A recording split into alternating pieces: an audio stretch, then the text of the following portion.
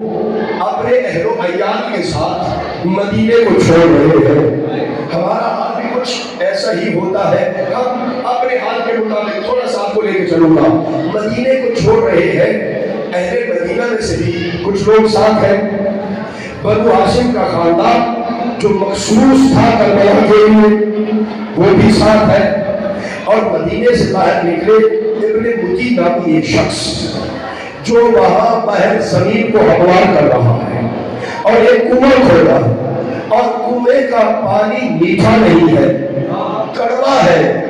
دیکھا فرزند رسول آ رہے ہیں، آگے دیکھے، آگے بڑھا، سلام کیا، السلام علیکم یا ابا عبداللہ، فرزند رسول میرا سلام۔ میرے آقا نے سلام کا جواب دیا اور سلام کا جواب دیا، فرزند رسول کہاں کا ارادہ ہے؟ فرمایا یہ مدینہ رہنے کے قابل نہیں ہے، دین کو ضرورت ہے، معاشیت الہی یہی ہے، ارادہ الہی یہی ہے کہ آپ حسین مدینہ چھوڑ دیں۔ کہتے ہیں اچھا آقا آپ جا رہے ہیں تو ایک ذرا آپ فرزند رسول ہیں، آپ نے لعاب رسول چوسا ہے، آپ کے نانا اگر غدیر کے کنویں میں لعاب پھینک دے تو میٹھا ہو جاتا ہے، ذرا اس کنویں کے پانی کو میٹھا کر دیجئے، اور پانی کم ہے دعا کر دیجئے زیادہ ہو جائے تاکہ میری فصلیں زیادہ ہو، تاکہ میری فصلیں زیادہ ہو۔ یہاں روکوں گا، یہاں ایک لمحے کے لیے روکوں گا۔ چاہیے یہ تھا کہ جب حسین نے بتایا ہے کہ میں جا رہا ہوں تو کہنا فرزند رسول میں بھی ساتھ چلے۔ چاہیے یہ تھا کہیں ایسا نہ ہو کہ حسین کا بیٹا آئے اور ہم بھی یہ کہتے رہے مولا بیٹا چاہیے، نوکری چاہیے، رزق چاہیے، پیسہ چاہیے، شہرت چاہیے، دولت چاہیے، وہ تو سب کچھ عطا کر دیں گے، مگر میرا کیا؟ مجھے کیا کرنا چاہیے؟ کیا مجھے صرف رزق مانگنا چاہیے؟ کیا مجھے صرف دولت مانگنی چاہیے؟ مجھے صرف بیٹا مانگنا چاہیے؟ مجھے صرف نوکری مانگنی چاہیے؟ چاہیے یہ تھا کہ ابن متی کہتا فرزند رسول جہاں آپ وہاں میں، لیکن وہ کہتا ہے زہرا کے نال آپ جا رہے ہیں، ذرا اس کو بھی میٹھا کر دیجئے۔ اللہ کے رسول کے اس فرزند نے حسین ابن علی نے فرمایا کنویں سے پانی لائے، وہ پانی لایا، اس میں اپنا لعاب ڈالا، فرمایا جا کے کنویں میں ڈال دو، کنویں کا پانی بھی میٹھا ہو گیا اور زیادہ بھی ہو گیا۔ جب زہرا کا یہ آخری بیٹا آئے گا، فرزند حسین آئے گا، تو اس وقت صرف نوکری نہ مانگنا، ابن متی کی طرح نہ ہو جانا، بلکہ کہنا اے فرزند رسول ہماری کہاں ضرورت ہے، ہماری کہاں ضرورت ہے؟ ہم تو سب کچھ مانگتے ہیں نا، ان سے مانگتے ہیں نا، اور یقیناً وہ عطا بھی کرتے ہیں، ان کے صدقے میں اللہ سب کچھ عطا کرتا ہے۔ لیکن کبھی ہم نے یہ سوچا کہ وہ ہم سے کیا مانگتے ہیں، وہ ہم سے کیا چاہتے ہیں؟ بھائی ہم تو بہت کچھ چاہتے ہیں، وہ کیا چاہتے ہیں؟ توجہ فرما رہے ہیں؟ ان کی چاہت کا بھی خیال ہونا چاہیے۔ کبھی گھر میں بیٹھ کے مجھے یہ بھی سوچنا چاہیے میں حسین کے جشن میں گیا ہوں، میں بہت ساری چیزیں مانگنے کے لیے گیا کہ مجھے یہ چاہیے، مجھے یہ چاہیے، یہ چاہیے، ایک لمبی فہرست، توجہ ہے، ایک لمبی فہرست ہے کہ مجھے حسین سے یہ چاہیے، مجھے حسین سے یہ چاہیے، لیکن میں نے کبھی حسین سے پوچھا مولا آپ کو کیا چاہیے؟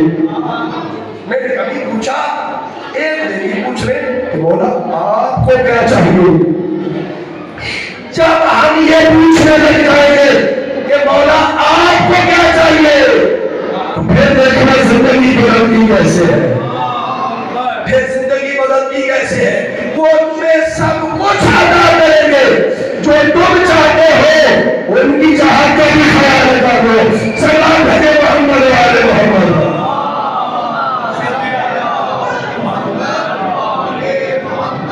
سب کچھ عطا کریں گے مگر ان کی چاہت کو بھی دیکھیں۔ اللہ نے اس فرزند رسول کو کچھ ایسی عزتیں عطا کی، بس آخر اور آپ کی زحمت کو تمام کر رہا ہوں. ایسی عزتیں عطا کی ہے, ایسی عظمتیں عطا کی ہے جو اللہ نے کسی اور کو عطا نہیں کی ہے, کسی کو عطا نہیں کی ہے. میرے چھٹے آقا امام صادق آل محمد فرماتے ہیں,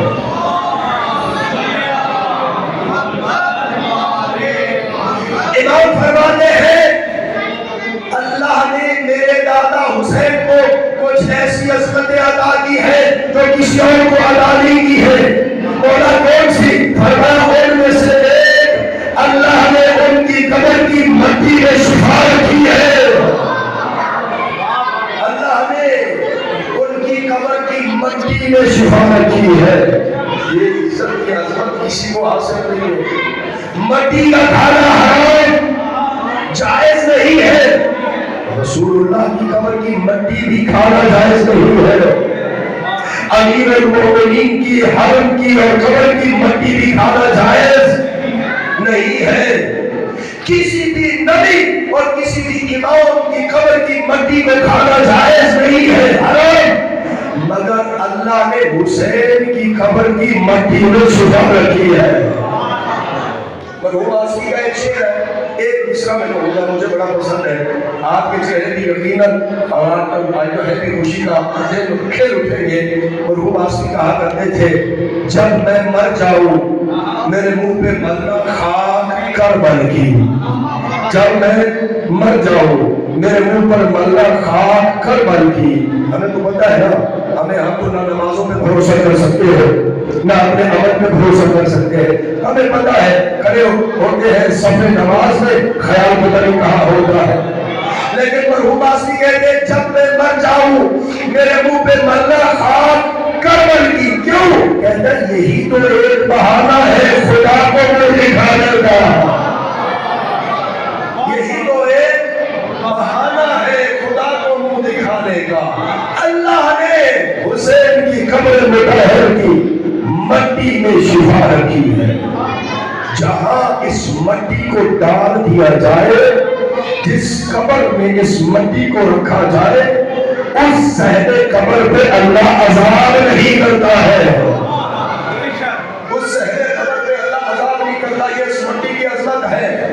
اگر خاک شفا پہ سجدہ کیا جائے, سجدہ خاک شفا پہ ہو, سجدہ سب سے زیادہ عظمت خاک شفا پر ہے.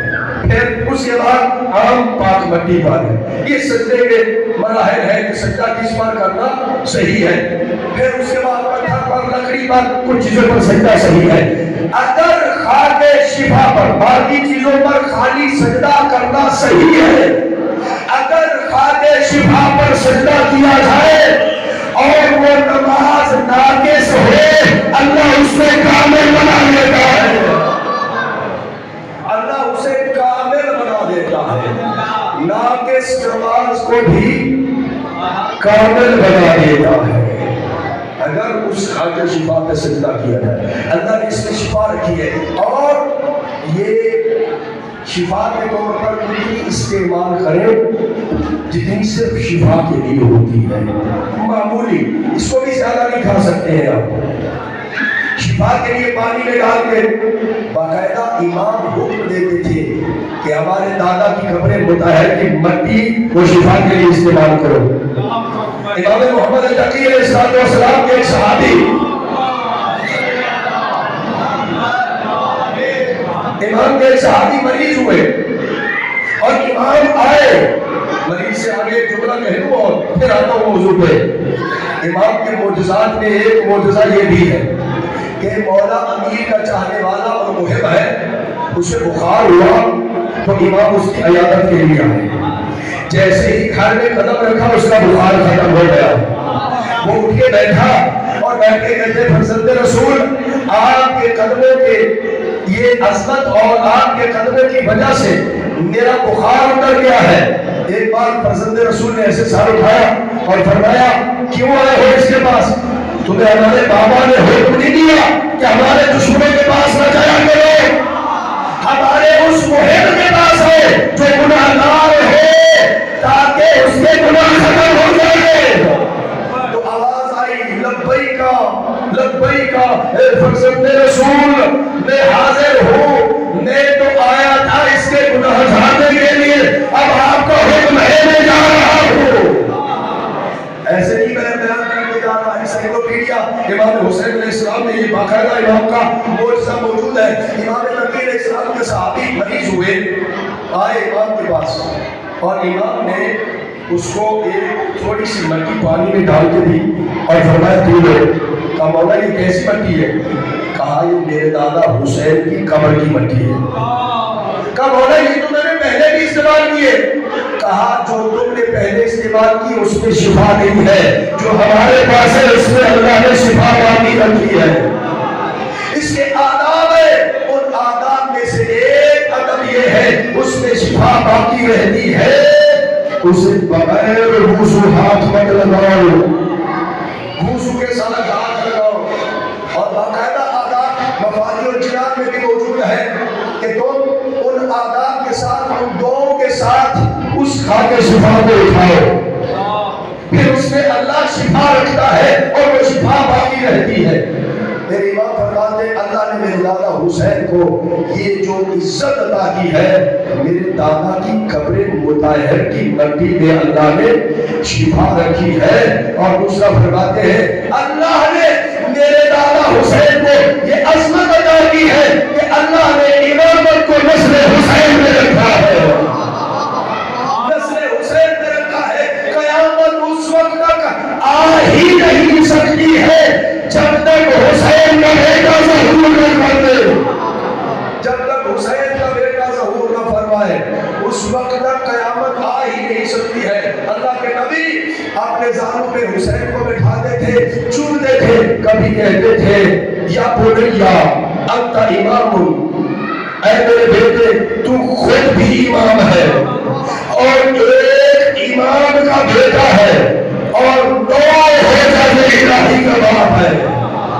اور کبھی فرماتے اے بیٹا تو خود بھی حجت خدا ہے، ایک حجت خدا کا بیٹا ہے، نو حجت الہی کا باپ اللہ نے آپ کو قرار دیا ہے، نو معصوم اماموں کا باپ اللہ نے آپ کو بنایا ہے۔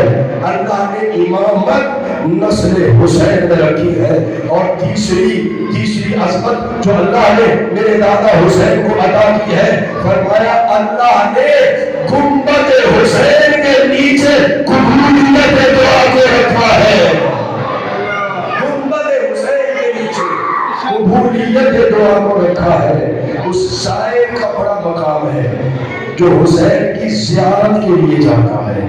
کیا کہنے، میرے چھٹے امام فرماتے ہیں خصائص حسینیہ میں میرے امام سے یہ روایت ہے، امام فرماتے ہیں یہ عظمت ہے میرے دادا حسین کی اور ان کے ظاہر کی۔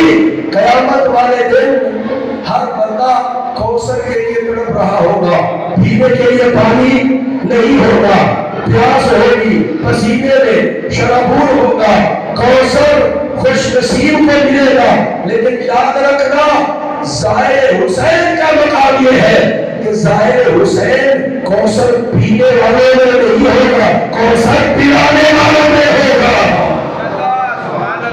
ظاہر حسین کوثر پلانے والوں میں شامل ہوگا۔